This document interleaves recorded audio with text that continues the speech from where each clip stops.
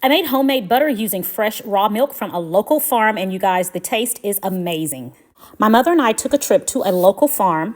We met Jennifer on this trip. She is our local farmer, and she explained to us how they milk their cows, how they take care of their cows, and how they label their jars of milk.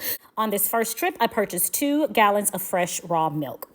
If you notice here, at about right here, there's a line. It stops right here.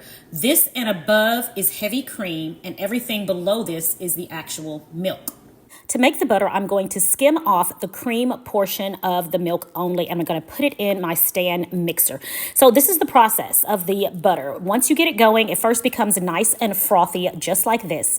The next step is it becomes a cream, like a heavy whipping cream. You could stop right here if you were making cream and have a delicious heavy whipping cream to use in your recipes.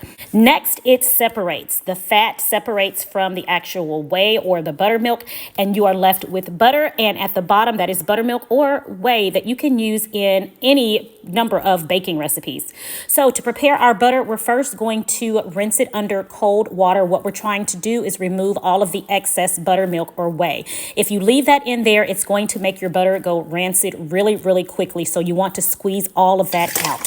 So I'm doing this with cold water because my warm hands will begin to melt the butter.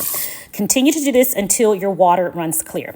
When you're done, go ahead and separate it if you need unsalted butter or salted butter. I added salt to 1/2, and the other half is my unsalted butter.